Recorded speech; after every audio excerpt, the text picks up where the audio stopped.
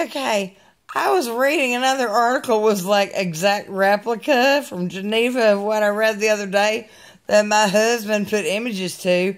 This one says, take cover. Unstoppable STDs are coming your way. I can do my own images, honey. I swear you better not tell anybody who I am or you're going to get fired. Alright, there are two kinds of STDs. Those that can be successfully treated and those that cannot. Now, gonorrhea, a sexually transmitted disease that has typically been cured through a course of antibiotics, is moving into the untreatable camp. I've said this before. Neisseria gonorrhea, the bacterium that causes gonorrhea, is developing resistance to the only antibiotic that can treat it.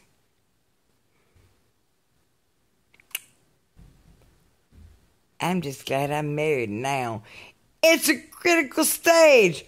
We're our last class of antibiotics, says Thomas Hilke, a program officer at the National Institute of Allergies and Infectious Diseases Sexually Transmitted Infection Branch. I swear, if I had to write down where I work, do they not have like a initialization for that? That class, cephalosporins, which my son, who better not have sex until he gets a wife, is highly allergic to cephalosporins. I will be sharing this video with him.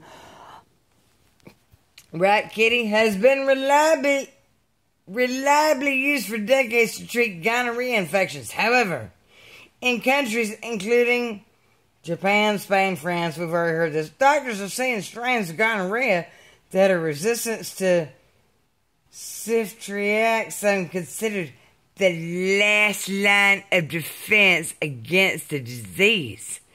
I miss my husband. The bacteria that cause gonorrhea are particularly smart. Every time we use a new class of antibiotics to treat the infection, the bacteria love to resist them. Now, I've read this. Is this going to like repeat? Come on, man.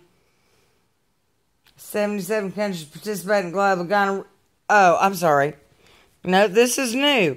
Researchers with a group that track STDs found that in 77 countries that participate in a global gonorrhea tracking program, more than 90% report some kind of antibiotic-resistant gonorrhea.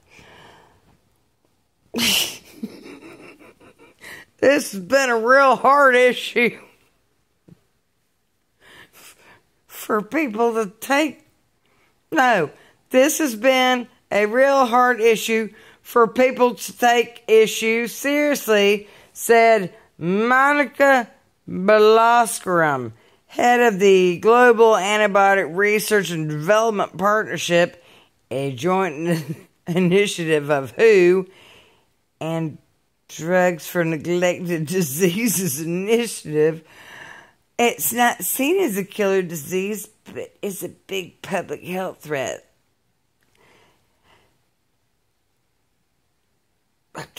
Symptoms of gonorrhea include painful urination, itching, and pus-like discharge from the penis, vagina, or anus. It can also infect the throat.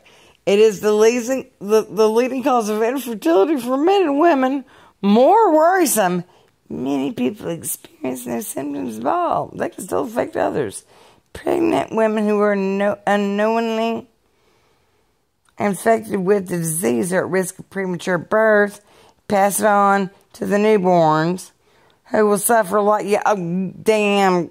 You better get yourself checked before you get pregnant. That's my point. Hold up, I'm reading about the babies. I'm getting mad. About 2,300 people a year die from gonorrhea. About 78 million. 78 million, Ingrid Stoll. I'm going to tag you in this, and you better wait for it. About 78 million adults a year contract the disease. Around 400,000 Americans were diagnosed with it in 2015. And it can make... Wait a minute. Additionally, gonorrhea and chlamydia infections can also make it easier to become infected with HIV. It seems to me, from what I'm reading here, you can treat HIV better than you can gonorrhea. Correct me if I'm wrong. Over the past decade, oral sex has fueled drug-resistant forms of the disease. Doctors often mistake gonorrhea-related throat strep throat, blah, blah. We've already read this. Hold on. Treated with the wrong drugs because they think it's strep. It's not just gonorrhea either. 3 common STDs: chlamydia, gonorrhea, and syphilis have also been identified as... Do y'all not realize this is the end of days? They're working on a vaccine. It's a little late now. The emergence of completely drug-resistant gonorrhea is a major concern, says Dr. Helen Harris, lead author of the new study and senior lecturer at the University of Auckland. Given the emergence of drug resistance, a vaccine may be our only avenue. The only reason I did this was for you, Ingrid Stoll.